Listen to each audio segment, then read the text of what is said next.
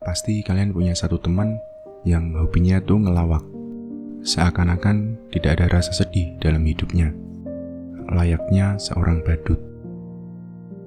Tapi pernahkah kalian bertanya-tanya, mengapa badut selalu tersenyum? Bahkan ketika hatinya penuh dengan kesedihan. Apakah senyum itu hanyalah sebuah topeng untuk menyembunyikan perasaannya yang terdalam? Selamat datang di Paradox Sad Clown atau Paradox Badut Sedih. Untuk menggambarkan Paradox Sad Clown, pertama-tama mari kita bayangkan dunia sirkus yang penuh dengan warna dan riang gembira. Namun, di balik sorot lampu panggung yang megah dan tepuk tangan yang meriah, terdapat kisah yang tersembunyi. Sebuah kisah tentang seorang badut yang selalu tersenyum, bahkan ketika hatinya terluka. Kita inisialisasikan seorang badut dengan nama Ade. Ade sangat senang membuat orang tertawa dengan lelucon dan triknya yang sangat menghibur. Ade memiliki istri cantik bernama Lila, yang juga seorang badut serta mitranya di sirkus. Mereka berdua bekerja dengan sangat bahagia. Tetapi, pada suatu hari, tragedi datang. Lila didiagnosis menderita penyakit dan meninggal tidak lama setelahnya. Hal itu membuat Ade sangat hancur dan patah hati. Dia merasa seperti kehilangan alasannya untuk hidup. Namun, dia harus melanjutkan hidupnya. Dia harus tampil di sirkus. Karena itu, satu-satunya sumber penghasilan untuk memenuhi kebutuhan hidupnya. Dia harus memakai rias wajahnya, kostum, dan hidung merahnya, lalu berpura-pura bahwa segalanya baik-baik saja. Dia harus kembali tersenyum dan menghibur penonton seperti biasanya, seolah tidak ada rasa sedih dalam hidupnya. Sikapnya menimbulkan pertanyaan, apakah Ade si badut benar-benar bersedih? Sad Clown Paradox muncul pertama kali ketika Robin Williams, seorang komedian asal Amerika Serikat, ditemukan bunuh diri di usianya yang ke-63 tahun.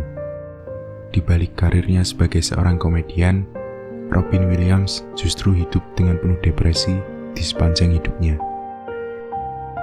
Sad Clown Paradox mengacu pada orang yang tampak bahagia dan ceria, tapi diam-diam mengalami kesedihan atau keputusasaan di dalam dirinya.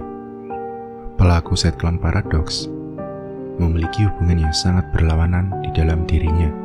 Mereka memiliki gangguan mental seperti anxiety dan depresi. Tapi di sisi lain, mereka sangat menyukai candaan dan humor.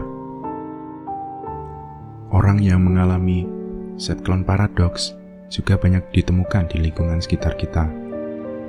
Para pelaku Sad Clown Paradox cenderung memiliki berbagai alasan mengapa dirinya mengalami hal tersebut. Yang pertama, tekanan sosial.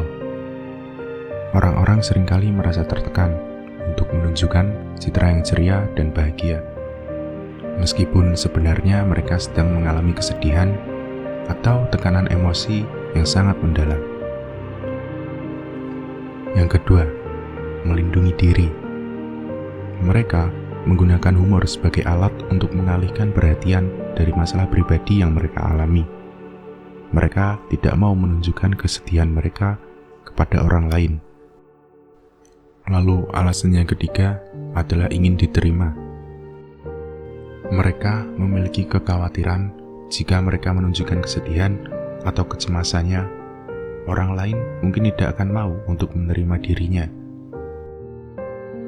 Lalu yang keempat, kompleksitas emosional. Mereka memiliki perasaan bahagia dan sedih dalam waktu yang sama, dan mereka menampilkan keceriaan sebagai cara untuk menyeimbangkan perasaan yang dialaminya.